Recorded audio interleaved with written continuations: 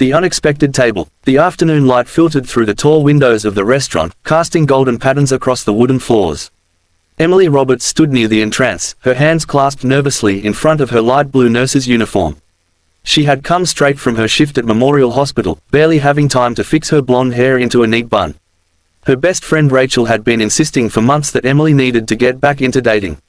At 30 years old, Emily had devoted herself entirely to her work in the pediatric wing. She loved caring for sick children, reading them stories, holding their small hands when they were frightened. But Rachel said she was using work as an excuse to avoid her own life. So Emily had finally agreed to this blind date. The restaurant was warm and inviting, with exposed brick walls and soft music playing in the background. It smelled of fresh bread and coffee. Emily checked her phone one more time. 2 o'clock. He should be here already. Rachel had told her his name was Daniel. He was successful, handsome, and kind. A CEO of some company. Emily had been skeptical, but Rachel had sounded so certain, so hopeful, that Emily decided to give it a chance. The hostess approached with a friendly smile. "Are you Emily?" "Yes," Emily said, her voice catching slightly. "Your table is ready. Please, follow me." Emily's heart beat faster as she walked through the restaurant. She reminded herself to breathe, to smile, to be open to whatever happened next. Rachel had promised this would be different from all the disappointing dates before. But when the hostess stopped at a table near the window, Emily froze. The man sitting there was indeed handsome. He wore a dark grey suit with a crisp white shirt, his dark hair perfectly styled. But he was not alone. 3 little girls sat around the table with him. They looked like identical triplets, perhaps 4 or 5 years old, with soft blonde curls adorned with pink flower clips. Each wore a delicate pink dress with lace details. They were looking at a menu together, their small faces bright with excitement. The man looked up and saw Emily. Confusion crossed his handsome features. "Hello," he said carefully. Emily glanced back at the hostess, who had already walked away. She looked at the man again. "I'm sorry. I think there might be a mistake. I'm supposed to meet someone named Daniel." "I'm Daniel," the man said slowly. "Daniel Blackwell. But I'm not here for a meeting. I'm just having lunch with my daughters." The little girl closest to Emily tugged on Daniel's sleeve. "Daddy, who is she?" Emily felt heat rise to her cheeks. "I'm so sorry. My friend set me up on a blind date. She said the reservation was under the name Blackwell, 2 o'clock. Understanding dawned in Daniel's eyes. "My assistant made a reservation. Blackwell, table for 4, 2 o'clock. They stared at each other for a moment, both realizing what had happened. "There must have been a mix-up with the reservations," Daniel said quietly. He ran a hand through his hair, looking genuinely apologetic.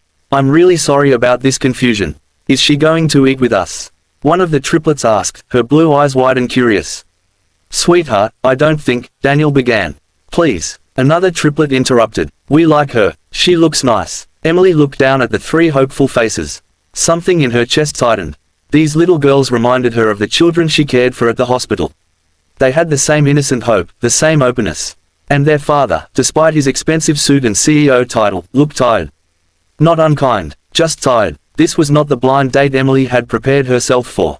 But as she looked at the girls, then at their father, she felt something shift inside her.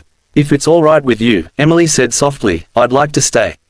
Relief flooded Daniel's face. "Please, sit down. I apologize again for this confusion.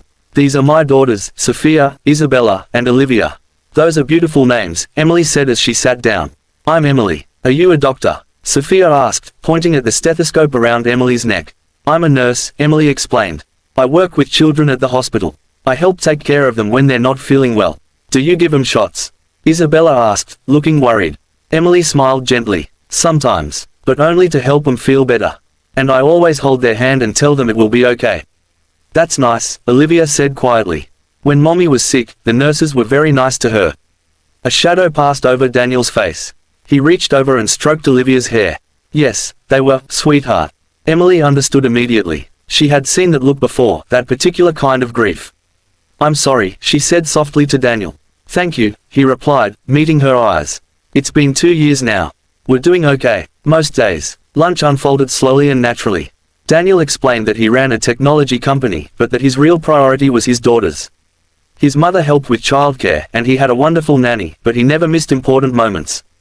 Today was special because it was the anniversary of the day he and his wife had first met, and he wanted to take the girls somewhere nice to remember her. Emily listened with a full heart.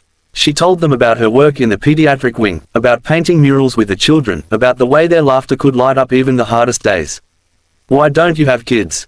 Isabella asked suddenly. Isabella, that's not polite, Daniel said quickly. But Emily just smiled. It's okay. I'd love to have children someday. I just haven't found the right person yet. Maybe you will soon, Sophia said confidently. Daddy says good things happen when you least expect them. Daniel met Emily's eyes across the table and something unspoken passed between them. A recognition. A possibility. When lunch ended, Daniel insisted on paying. This was supposed to be your date, after all. They walked outside together into the bright afternoon. The triplets held hands, chattering about dessert. I should apologize one more time, Daniel said. This wasn't what you signed up for. Emily watched the three girls skipping ahead, their pink dresses swaying in the breeze. She thought about all the carefully planned dates that had led nowhere. Then she thought about the laughter around the lunch table, about small hands reaching out, about a man who honored his late wife by sharing her memory with his daughters. Actually, Emily said, it was better than what I signed up for. Daniel smiled, a genuine smile that softened his tired eyes. Would you want to do this again?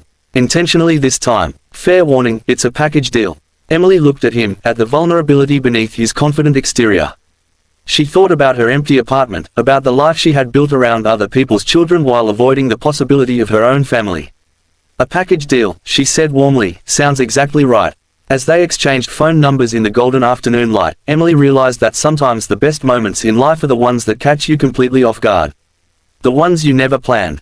The ones that find you when you're wearing your work uniform with your hair in a messy bun, expecting nothing and receiving everything.